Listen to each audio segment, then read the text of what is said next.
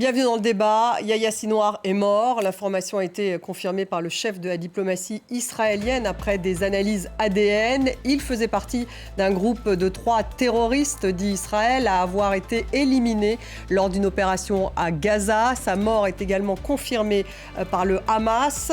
Yahya Sinwar est le cerveau des massacres du 7 octobre en Israël. C'était le leader du Hamas. On va revenir sur les circonstances de sa mort dans ce débat et également sur les conséquences de sa mort, sur peut-être la libération d'otages ou encore peut-être sur l'aide humanitaire à Gaza. Ça fait partie en tout cas de toutes les questions qu'on va poser à nos invités ce soir. Bonsoir David Rigoulet-Rose, merci d'être là. Ce soir, rédacteur en chef de La Vue Orient Stratégique, chercheur spécialiste du Moyen-Orient rattaché à l'Institut français d'analyse stratégique. En face de vous, Renaud Girard, bonsoir, grand reporter au Figaro, chroniqueur international. Vous revenez d'ailleurs d'Israël où vous avez interviewé en exclusivité Benyamin Netanyahou. C'était dans le journal ce matin. Bienvenue.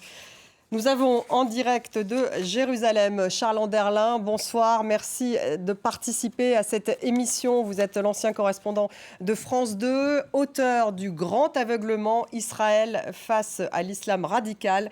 Et c'est paru chez Albin Michel. Bienvenue à vous. Jean-Paul Palomero, c'est également avec nous par Skype. Bonsoir, vous êtes ancien chef d'état-major de l'armée de l'air, ancien commandant suprême allié de la transformation de l'OTAN. Bienvenue également. Bonsoir. Donc, ces toutes dernières informations qui confirment bien la mort de Yahya Sinwar. Je voudrais vous faire réagir tout de suite, Charles Anderlin. Yahya Sinwar, vous le décrivez très bien dans votre livre comme celui qui n'aurait jamais dû sortir des prisons israéliennes tellement il était dangereux. C'est une victoire ce soir pour Israël? Oui, tout à fait. C'est certainement le Palestinien du Hamas qui connaissait le mieux Israël. Et avec sa disparition, l'organisation islamiste perd un homme, celui qui avait pendant 10 ans manipulé Israël, manipulé Benjamin Netanyahou, lui a fait croire presque jusqu'au 7 octobre qu'il voulait en fait un cessez-le-feu, tout en préparant cette grande guerre qu'il annonçait, la guerre de l'islam contre l'État d'Israël, qui est pour sa théologie, celle du Hamas, une hérésie en terre d'islam. Donc la disparition de Sinwar, c'est la disparition certainement du dirigeant le plus dangereux pour Israël qu'avait le Hamas. Vous savez, pendant 22 ans, dans les prisons israéliennes, il a étudié Israël, appris l'hébreu, traduit d'hébreu en arabe, tous les livres des anciens dirigeants du Shin Bet. Lui-même a écrit un livre.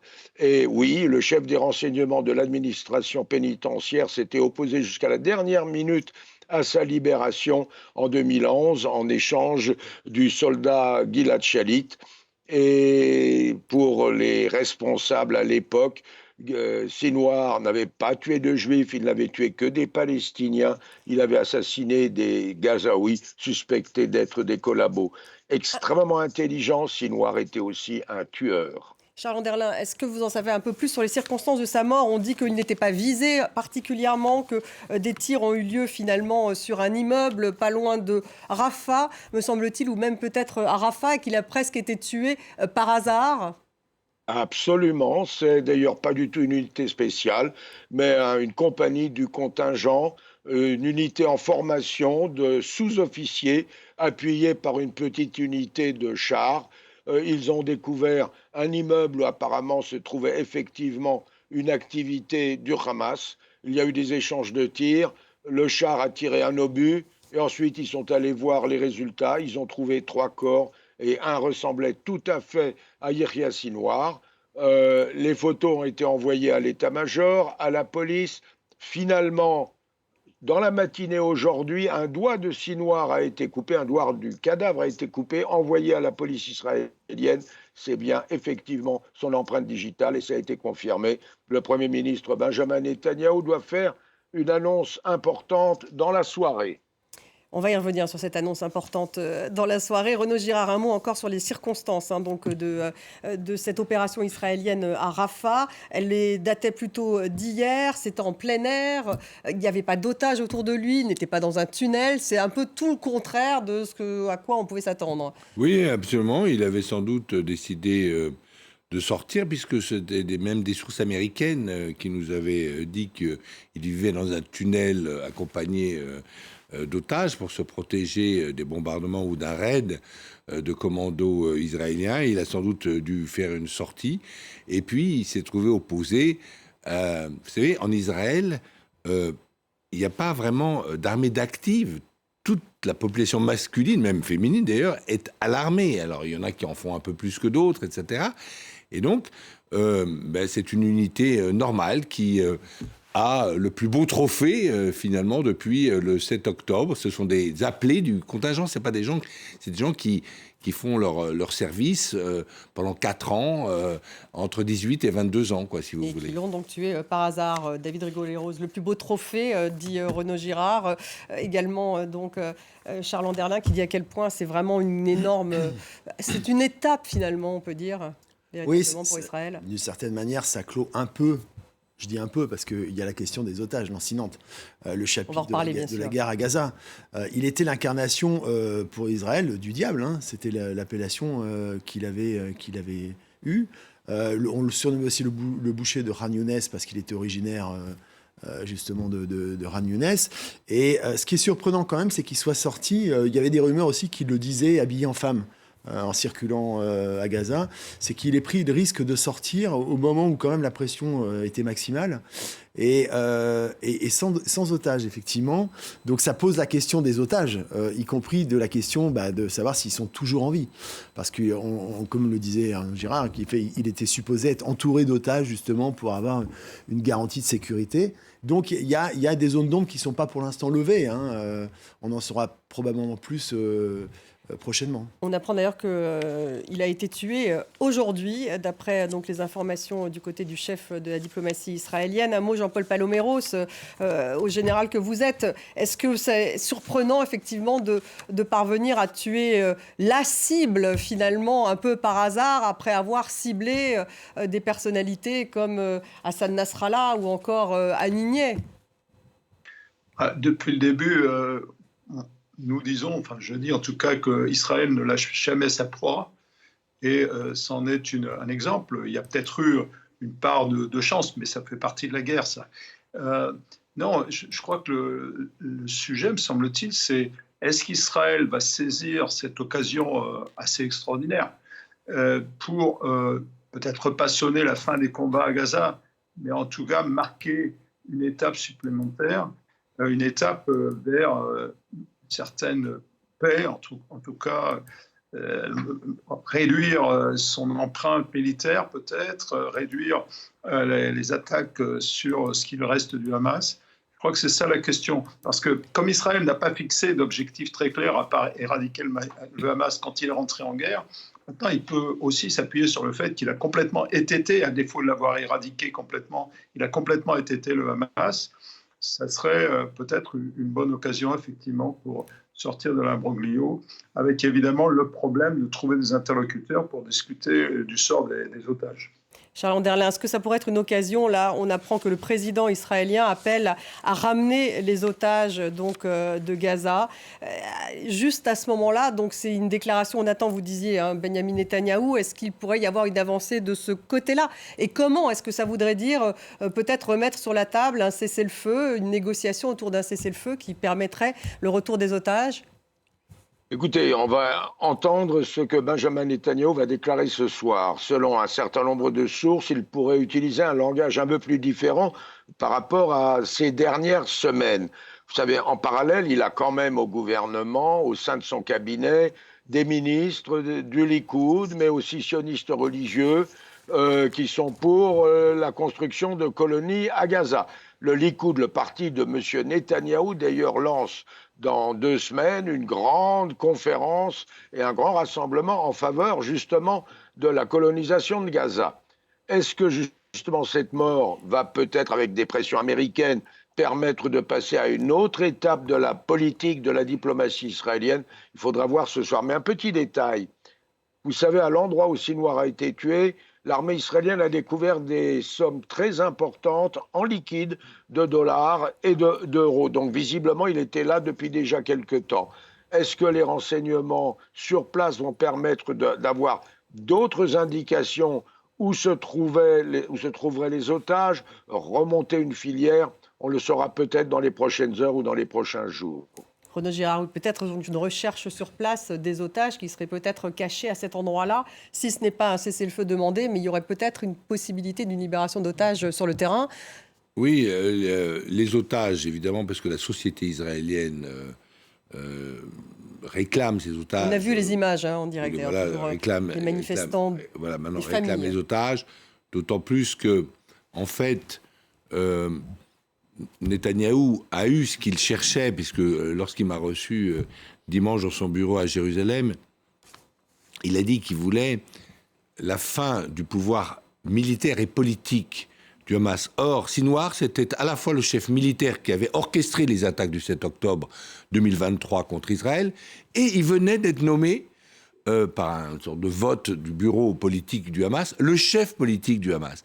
Donc, effectivement, je pense que juste l'étape après, pour le gouvernement israélien, ça pourrait être l'ébauche d'une solution sur Gaza. Qui va administrer Gaza? Certainement pas, évidemment, le Hamas, mais il m'en a parlé, Benjamin Netanyahu. Il voyait la possibilité de pays arabes modérés, de genre les Émiratis, le Maroc, etc., pouvoir venir aider à l'administration avec peut-être une figure palestinienne qui pourrait être Mohamed Darlan, qui a dirigé la police de Gaza dans les années 2000, mais qui a été évincé par le Hamas, mais qui est très ami des Émiratis, ou même, pourquoi pas, peut-être que, fort de cette victoire, Netanyahou pourrait faire un gamble, si je puis m'exprimer ainsi, c'est-à-dire de libérer celui qu'on appelle le Mandela palestinien, Marwan Barghouti, un prisonnier palestinien, mais qui parle aussi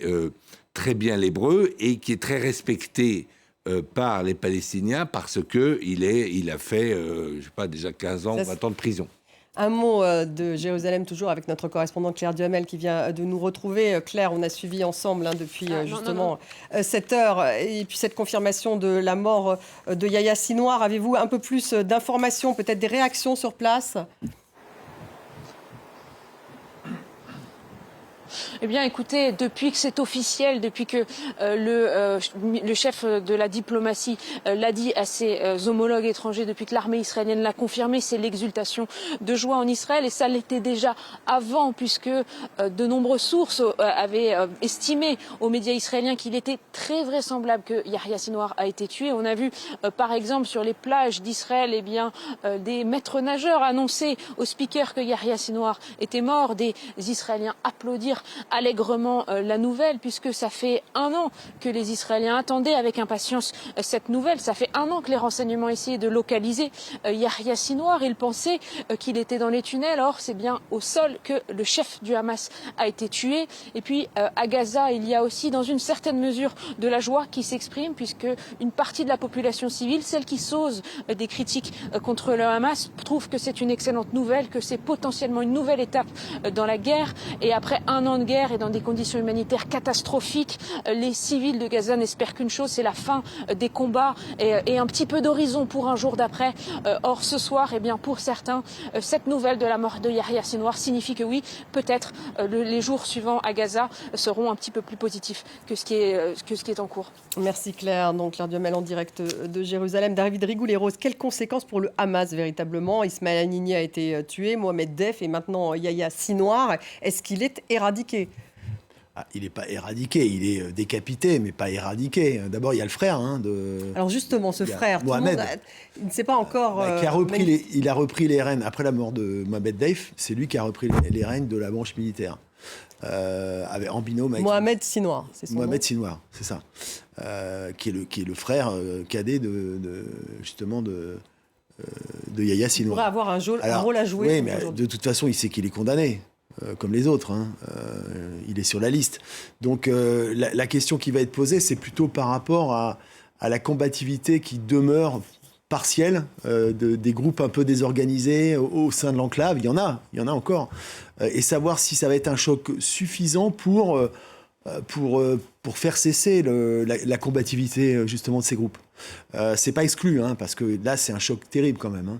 Et il y avait déjà des tensions entre Sinwar et ses commandants qui trouvaient que le prix à payer était quand même très, très lourd. Donc, on va voir, mais ça va sûrement accélérer la désintégration de la structure politico-militaire du Hamas, mais ça ne règle pas tout, parce qu'il y a la question du jour d'après que vous évoquez, et qui est centrale quand même. Et là, il y a quand même un grand point d'interrogation. Charles Anderlin, sur justement l'affaiblissement du Hamas, vous diriez qu'il est éradiqué ou pas après après la mort de Yahya Sinwar ? Oh, pas du tout. Sur le terrain, le Hamas poursuit les opérations de guérilla. Vous savez, après la liquidation de Nasrallah à Beyrouth, le Hezbollah a mis à peu près 10 jours à se remettre, à relancer, à procéder à des opérations anti-israéliennes et à recommencer une véritable stratégie sur le terrain contre Israël. On va voir qui à Gaza va succéder à Yahya Sinwar, peut-être effectivement son frère Mohamed, qui, entre parenthèses, était celui qui avait organisé l'enlèvement du soldat Shalit pour justement obtenir la libération de son frère qui a eu lieu, vous le savez, en 2011. Maintenant, pour ma part, je crois que ce qui est important, c'est que la direction du Hamas passe maintenant à la direction politique qui est à l'étranger, au Qatar, probablement à des hommes comme Abou Marzouk, le numéro 3 ou 4 de la branche politique. Ce sont certainement eux qui vont commencer à négocier via le Qatar et l'Égypte. C'est cela qu'on verra. Sur le terrain, les Israéliens vont très certainement poursuivre les opérations, à liquider tous les groupes qui poursuivent leurs attaques de guérilla. Maintenant, pour ce qui est de la stratégie, le Premier ministre Benjamin Netanyahou a parlé d'une force arabe. D'après ce que je sais, aucun gouvernement arabe, mais émirati, marocain ou autre, n'entrera dans Gaza sans avoir une participation palestinienne. Et ce ne sera certainement pas avec ce gouvernement de M. Netanyahou, le plus annexionniste et le plus à droite, il faut s'en souvenir, ce ne sera certainement pas à des gens qui viennent de l'autorité palestinienne. Peut-être des exilés palestiniens, des opposants à Mahmoud Abbas, probablement. Jean-Paul Paloméros, est-ce que les Américains pourraient justement faire utiliser cette fenêtre de tir, la mort de Yahya Sinwar, pour remettre sur la table? D'abord, ils ont normalement il y a un ultimatum en Israël, puisqu'ils donnent à Israël 1 mois pour faire rentrer de manière plus conséquente l'aide humanitaire à Gaza. Donc, est-ce qu'ils vont revenir là-dessus, sur ce type de pression sur l'aide humanitaire à Gaza, à votre avis? Ça leur donne un argument de plus, comme on disait tout à l'heure, même si c'est vraisemblablement pas la fin des combats, mais pour les Américains, oui, c'est quand même un beau soutien, une belle occasion de renforcer cette pression, et qui plus est à quelques semaines des élections. Je crois que là, ils tiennent en main quelques atouts. Maintenant, il faut voir un peu ce que ça va déclencher aussi ailleurs, cette mort de Yahya Sinwar. Bon, le Hezbollah a déjà fort à faire, l'Iran va certainement s'exprimer, et puis en interne même, est-ce que ça va au contraire galvaniser les guerriers ou au contraire éteindre un petit peu leur volonté de se battre? Je crois qu'Israël va jouer là-dessus aussi. Il a frappé un coup dur pour le Hamas, il doit finir le boulot. Les Américains, Renaud Girard, justement, est-ce qu'ils pourraient utiliser la mort de Yahya Sinwar pour faire plus pression sur Benjamin Netanyahou, en tout cas sur l'aide humanitaire à Gaza? Vous le disiez bien, c'est quand même la première fois depuis 1 an qu'on a un ultimatum qui vient de Washington. Il n'y en avait pas eu avant, à ma connaissance, en disant si dans les 30 jours, vous réglez pas la situation humanitaire de Gaza, parce que les Américains se demandent s'il n'y a pas une orchestration de famine. Alors, Benjamin Netanyahou me dit c'est totalement faux, c'est calomnieux, j'ai fait passer 40 000 camions, 800 000 tonnes, etc. Il nie, bien sûr. Voilà. Mais les Américains ont dit qu'ils voulaient vérifier qu'il n'y avait pas d'orchestration de famine à Gaza, et qu'il fallait régler cette situation. Benjamin Netanyahou a dit que c'était parce que le Hamas accaparait les vivres et ne les distribuait pas à la population. Mais justement, est-ce qu'avec cette mort... Et si effectivement, et donc les Américains ont menacé d'adopter en fait la position d'Emmanuel Macron, c'est-à-dire de faire un embargo sur certaines armes, en tout cas, à destination d'Israël, ce qui serait vraiment une première dans la politique américaine à l'égard d'Israël. Donc il y a une pression, évidemment, mais il y a aussi le jeu de Netanyahou, qui en fait, lui, il ne me l'a pas dit, bien sûr, mais je suis sûr que dans son fort intérieur, ce qu'il attend, c'est le 5 novembre, l'élection de Trump, parce qu'il est personnellement très ami de Trump, et qui sait que Trump, c'est le père des accords d'Abraham, qui a permis à Israël d'être moins isolé dans le monde arabo-musulman, et c'est ce qu'il espère. Et si évidemment si c'est Kamala Harris qui gagne le 5 novembre, alors là, je pense que Netanyahou il sera un peu obligé de changer vraiment de stratégie et de trouver une solution d'abord humanitaire pour Gaza et ensuite sans doute politique. En tout cas, l'information qui nous parvient à l'instant, c'est que le Premier ministre Benjamin Netanyahou va continuer full force, donc va continuer vraiment à se battre jusqu'au retour des otages.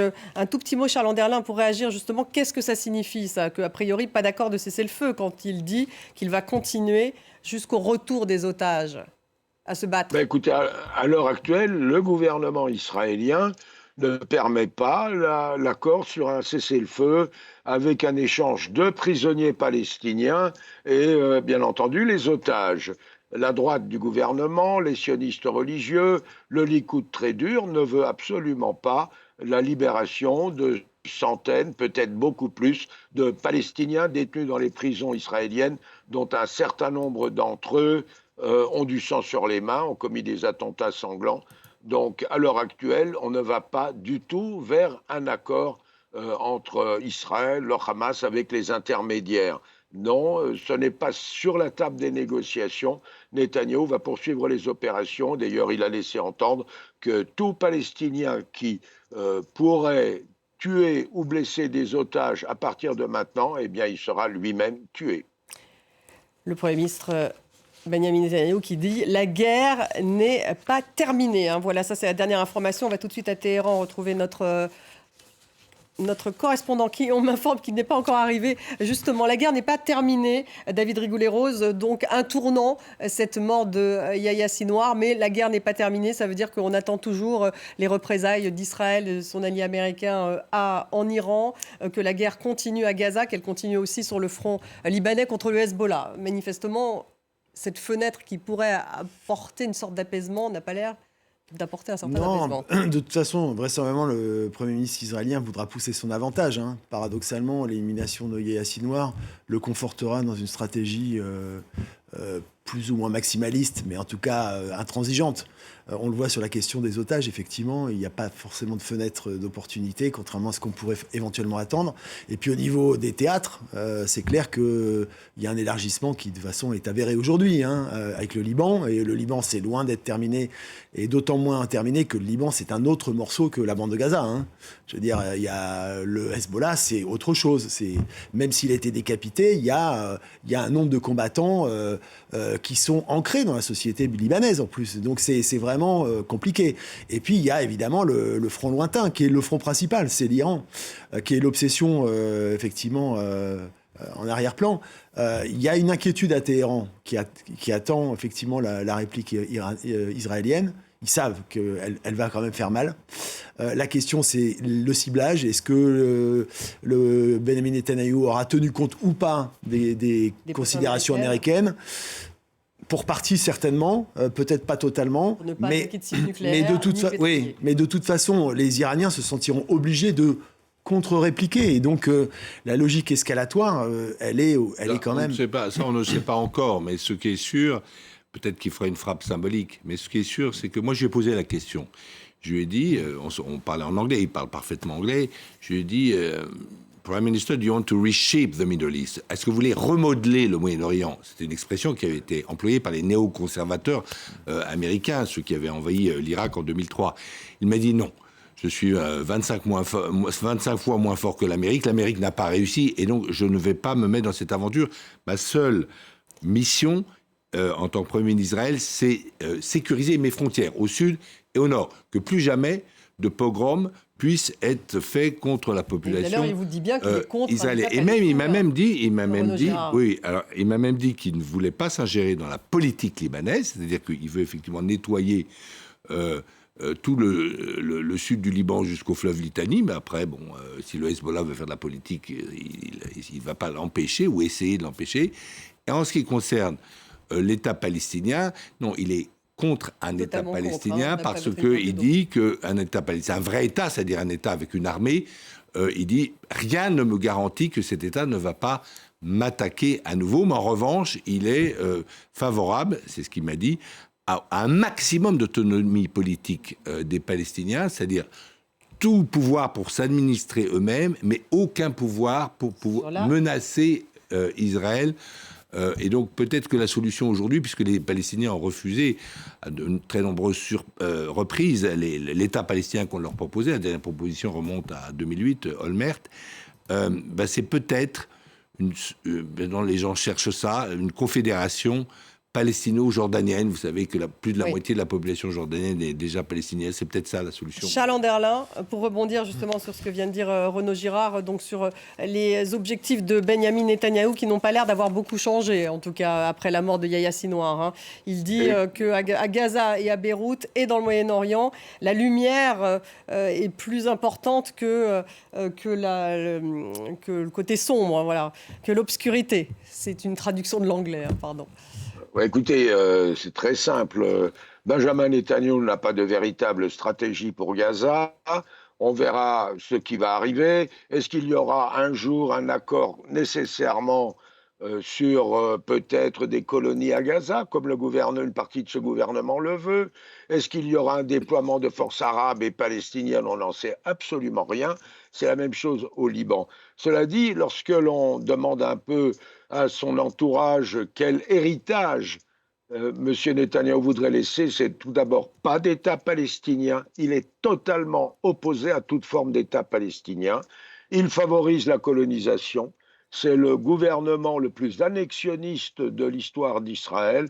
Le ministre Bezalel Smotrich, un colon radical et responsable de la colonisation qu'il développe à l'heure actuelle en Cisjordanie sur une assez grande échelle. Et puis surtout, M. Netanyahou veut transformer le régime israélien. C'est ce qu'il a tenté de faire dès la mise en place de son gouvernement au début de 2023, avec la réforme du judiciaire pour réduire l'indépendance de la Cour suprême. Ce sont ça les objectifs du Benjamin Netanyahou. La guerre lui a été imposée le 7 octobre. Eh bien, il fait avec. Merci beaucoup, Charles Anderlin, en direct donc de Jérusalem. Un mot, Jean-Paul Paloméros, justement sur ce front de guerre qui n'a pas l'air de changer pour Benyamin Netanyahou malgré la mort de Yahya Sinwar et malgré le fait que le Hamas, c'est quand même un coup très dur ce soir. Oui, non, il en faudra plus pour que le front de guerre, beaucoup a été dit déjà, je ne vais pas revenir sur tout ce qui a été fort justement dit. Il est clair que le gros morceau maintenant, c'est l'Iran, c'est-à-dire que faire pour soit éviter une escalade, ce qui me semble-t-il quand même dans l'intérêt d'Israël, et comment frapper. Je pense que les Israéliens frapperont, je le dis depuis un moment, des objectifs militaires pour qu'ils réduisent la pression. Il s'agit de réduire la pression sur la population israélienne d'abord, c'est ça qu'on attend, assurer sa sécurité. Ils ont de l'aide américaine puisqu'il y a une nouvelle batterie de défense antiaérienne qui est arrivée en Israël. Mais c'est là qu'il va falloir quand même qu'ils jouent assez serré, M. Netanyahou, pour aller trop loin, assez loin, mais pas trop loin, pour ne pas embraser aussi cette situation. Alors maintenant, les Iraniens n'ont peut-être pas intérêt non plus, on est bien d'accord là-dessus, et essayer de dissocier maintenant, puisqu'il a frappé le Hamas d'une manière très difficile, priver l'Iran, et c'est clairement sa stratégie, priver de ses proxys. Les Américains aident un petit peu, ils attaquent les Houthis de l'autre côté, mais c'est vrai que l'Iran privé de ses proxys, ce n'est plus tout à fait l'Iran. En tout cas, il n'est plus aussi dangereux. Il perd de sa puissance d'influence. Et ça, c'est quand même tout bénéfice pour Israël. Direction Téhéran, justement, on retrouve notre correspondant qui est cette fois avec nous, Siavosh Ghazi. Siavosh, y a-t-il des réactions en Iran ? Non, à Téhéran, c'est toujours le silence. Les médias rapportent la nouvelle de la mort de Yahya Senwar, mais il n'y a pas de commentaires de la part des autorités, ni même des médias officiels. Donc on se contente simplement de rapporter la nouvelle. Aujourd'hui, c'était un jour particulier puisque c'était l'enterrement du général Nil Foroushan qui a été tué en même temps que Hassan Nasrallah. Donc son corps a été ramené il y a quelques jours en Iran et donc il a été enterré aujourd'hui. On a entendu encore des déclarations très guerrières de la part du chef des gardiens de la Révolution qui a affirmé que l'Iran attaquera Israël, quelle que soit la nature d'une riposte israélienne contre l'Iran. Cela veut dire dans la bouche des responsables iraniens que si, par exemple, des sites militaires ou des sites de lancement de missiles sont frappés, il y aura une riposte iranienne contre Israël. Mais c'est vrai que l'Iran perd un peu ses proxys avec la décapitation du Hezbollah libanais, la mort de Yahya Senwar, la mort de donc Ismaël Haniyeh à Téhéran même, les frappes aujourd'hui au Yémen par les Américains et les Britanniques contre donc les Houthis au Yémen. Et c'est pour ça que depuis plusieurs mois, on insiste, certains ici insistent sur le fait que désormais avec cet affaiblissement sur le plan régional, même si l'Iran ne le reconnaît pas, les officiels iraniens ne le reconnaissent pas, Téhéran doit aller vers la production de l'arme atomique comme une arme de dissuasion. Par exemple, la semaine dernière, une quarantaine de députés ont écrit au Conseil suprême de la sécurité nationale pour demander une révision de cette doctrine et pour demander que l'Iran saute le pas et fabrique l'arme atomique pour se défendre face à Israël qui possède l'arme atomique. Merci Siavosh Ghazi en direct de Téhéran. David Rigoulet-Rose, en entendant Siavosh Ghazi, on se dit que Yahya Sinwar est mort, le Hamas est très affaibli, le Hezbollah est très affaibli, vous le disiez, peut-être que les Houthis aussi, mais malgré tout cela, effectivement, on reste dans une escalade puisque l'Iran pourrait justement essayer de développer l'arme nucléaire. Alors avec effectivement cette menace américaine, cette menace des représailles israéliennes. Le problème pour l'Iran aujourd'hui, c'est la dévaluation stratégique de ce qu'on appelait l'axe de la Mukawama, c'est-à-dire de tous ces proxies qui sont en voie d'explosion. C'est la stratégie qui effectivement est développée par l'État hébreu parce que c'était des menaces directes autour d'Israël. Mais le problème, c'est qu'en contrepartie, ça peut favoriser effectivement la prise de décision de passer le Rubicon.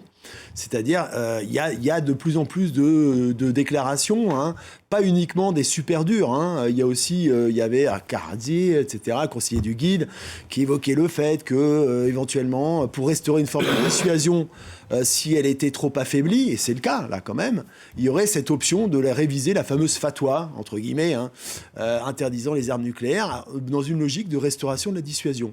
Apparemment, pour les Américains, le pas n'a pas été franchi, mais il y a deux étapes qui sont faites. La première étape, c'est l'enrichissement, avec un taux très élevé, proche de 90% pour le militaire. Donc un stock suffisant, en théorie, c'est une puissance du seuil. Et puis au bout du parcours, le balistique qui est maîtrisé. Donc en réalité, c'est la partie centrale, c'est la miniaturisation, la weaponisation, la militarisation et sa miniaturisation. Là, qui est une décision politique, elle est plus technique. Et donc, elle se pose évidemment dans la configuration actuelle. Moi, je pense qu'il prendrait un très grand risque. Très grand risque. Je pense qu'il prendrait un très grand risque parce que les Israéliens ont déjà montré qu'ils avaient des services de renseignement extrêmement pointus en Iran, puisqu'ils ont été capables d'assassiner Ismaël Haniyeh à l'intérieur du complexe présidentiel iranien. Et donc, les Israéliens seraient forcément au courant d'une weaponisation de cette arme nucléaire. Et ça, je pense... C'est la ligne rouge. Et ça, je pense, et Benjamin Netanyahu me l'a dit à plusieurs reprises, il me l'avait déjà dit au mois de juin, que c'est quelque chose qu'il ne tolérerait pas. Pour lui, c'est vraiment une menace existentielle contre Israël. Et je pense que là, ils iraient, comme vous l'avez dit tout à l'heure, full speed contre l'Iran, et ils feraient un bombardement... et sans doute avec d'ailleurs un soutien logistique américain, puisque les Américains ne veulent pas ne veulent pas de prolifération nucléaire et ne veulent pas de bombes atomiques iraniennes. Ça, je pense que le gouvernement israélien actuel ne laisserait pas passer une possible bombe nucléaire iranienne. Général Palomero, je sais que vous devez sortir de ce plateau dans 5 petites minutes. Juste une dernière question. On vient d'apprendre que Anthony Blinken, donc le chef de la diplomatie américaine, vient de parler avec le Premier ministre du Qatar sur justement la mort de Sinwar et sur justement ces négociations avec le Qatar qui concernent la libération des otages contre un échange de prisonniers palestiniens. Donc les Américains remettent cela sur le tapis. Ben oui, ils sont dans leur stratégie. Hein. On sait que cette question palestinienne, elle empoisonne en partie, en tout cas, l'élection américaine et elle fragilise un peu les démocrates. Donc, tout signe de progrès sera bon à prendre. Et Dieu sait si M. Blinken n'a pas ménagé ses efforts. Hein. Ça fait combien de fois qu'il va au Qatar? Bon, peut-être que cette fois-ci, il va peut-être trouver une oreille plus attentive, sachant que les dirigeants du Hamas qui demeurent quand même doivent se faire quelques soucis pour leur vieux jour s'ils se montrent trop agressifs vis-à-vis d'Israël. Donc peut-être, pourquoi pas, souhaitons-le, hein, il reste un espoir, caressons cet espoir, mais tout ce qui a été dit sur ce plateau montre que la détermination de Netanyahou est entière, elle répond à une logique politique. Elle répond aussi à ce réflexe existentiel d'Israël fort justifié depuis le 7 octobre. Donc il va falloir quand même beaucoup d'énergie pour arriver, ne serait-ce qu'à baisser un tout petit peu le niveau de violence qui est utilisé aujourd'hui par Israël à Gaza. Merci Général Palomero d'avoir participé à cette émission. Renaud Girard, un mot justement sur cette réaction d'Anthony Blinken. Hein, c'est selon la presse, hein, on n'a pas de confirmation du côté du secrétaire d'État, mais bon, il y aurait une conversation avec le Qatar, le Premier ministre du Qatar, justement pour remettre sur la table cet accord, en tout cas ce projet d'accord de négociation autour de la libération des otages. Anthony Blinken, c'est le secrétaire d'État américain le plus faible au Moyen-Orient depuis 1945, celui qui a fait 11 voyages, qui n'a rien réalisé. Vous avez eu des secrétaires d'État. En tout cas mais c'est comme ça, c'est un fait. Après. De ténacité. Il ne manque pas de ténacité, ça, mais sans doute, il n'a pas beaucoup de réussite, disons, pour être gentil. Et alors que vous vous souvenez qu'un autre secrétaire d'État, je veux parler de Henry Kissinger... Oui, alors ça remonte il y a un certain temps. Hein, Oui, non, mais il avait quand même arrêté la guerre de son initiative, alors que Israël avait encerclé la 3e armée égyptienne, avait arrêté cette guerre, et ce qui avait permis ensuite le voyage... James Baker aussi. James Baker aussi. Donc voilà. Donc lui, c'était le... Voilà. Et donc là, aujourd'hui, il a encore quelques jours, parce que il n'est pas du tout sûr de garder son poste avec Kamala Harris, je suis sûr même qu'il ne le gardera pas. Et donc, il a encore quelques jours. Et s'il pouvait effectivement, par l'intermédiaire du Qatar, parler au Hamas pour avoir une libération et pour être le secrétaire d'État qui aura au moins fait quelque chose, c'est-à-dire qui aurait été actif et qui aura permis la libération des otages, c'est à mon avis ce qu'il est en train d'essayer de faire. Mais je pense que dans le jeu actuel, au Moyen-Orient, à ce pauvre Blinken, personne ne lui fera de cadeau, ni le Hamas, ni Netanyahou. Et donc, ça va être très difficile. Oui, je partage tout à fait. Netanyahou, de façon, considère pas avec une grande... Il y a quand même cet ultimatum, toujours, Oui, mais justement, avec une grande aménité, le secrétaire d'État américain. Pour le dire de manière euphémisée. Donc cet ultimatum du côté des Américains demandant donc de l'aide humanitaire plus forte à Gaza. Un ultimatum, ils ont donné 1 mois à Israël pour justement laisser l'aide passer. Vous ne pensez pas que là, avec la mort de Yahya Sinwar, ça va s'accroître encore un peu, cette pression américaine? Oui, mais enfin, c'est la fin du mandat. Hein. C'est toujours le problème du canard boiteux, hein, du président en fin de mandat. Son pouvoir, il y a une tétanie institutionnelle aux États-Unis, donc la marge de manœuvre est quand même très faible. La marge de manœuvre est encore très faible, donc on est vraiment tout de même à une croisée des chemins ce soir. Vous ne pensez pas, Renaud Girard? Si, le Moyen-Orient peut aller d'un côté comme de l'autre, mais c'est vrai que Benjamin Netanyahou, qui a été un très bon tacticien, très grave échec le 7 octobre, mais il dit que c'est pas de sa faute parce que le chef du renseignement militaire. Il dit que c'est pas de sa faute, mais voilà, mais c'est quand même de sa responsabilité. Voilà. Mais après ça, il a effectivement des gains tactiques assez remarquables, si vous voulez. Il faut le reconnaître. À quel prix À quel prix ?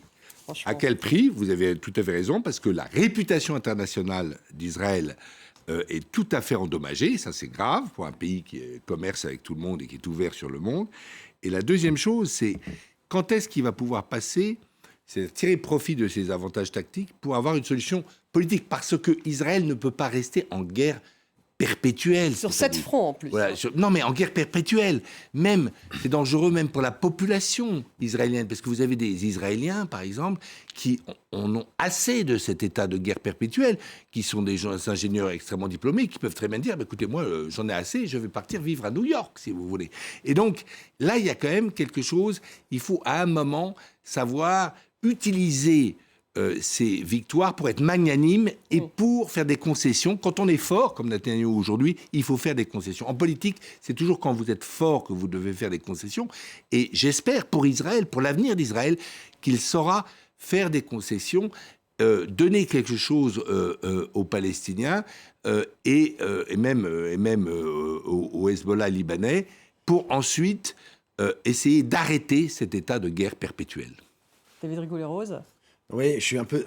Oui, il faut effectivement, mais je suis un peu sceptique sur ces velléités potentielles de sa part à lui. La guerre n'est pas encore terminée. Même si la société, je partage tout à fait ce que vous dites sur l'état de fatigue aussi de la société israélienne après un an de guerre, après le choc du 7 octobre, et donc qui aspire aussi à autre chose. Mais le problème, c'est que là, il y a un processus guerrier qui suit son cours et donc qui n'est pas achevé. La guerre n'est pas terminée, donc voilà ce que dit Benyamin Netanyahou, malgré la mort du chef du Hamas, Yahya Sinwar. Merci beaucoup Renaud Girard, merci beaucoup également David Rigoulet-Rose, Jean-Paul Paloméros, Charles Anderlin qui était avec nous également, Claire Duhamel qui était avec nous donc de Jérusalem, et puis Siavosh Ghazi qui était à Téhéran. Merci à tous d'avoir participé à cette émission. Cette mort donc de Yahya Sinwar, une étape importante. Le chef du Hamas donc qui est mort, ça a été confirmé à la fois du côté des Israéliens et du côté du Hamas. Restez avec nous pour trouver l'émission sur les réseaux sociaux et en podcast.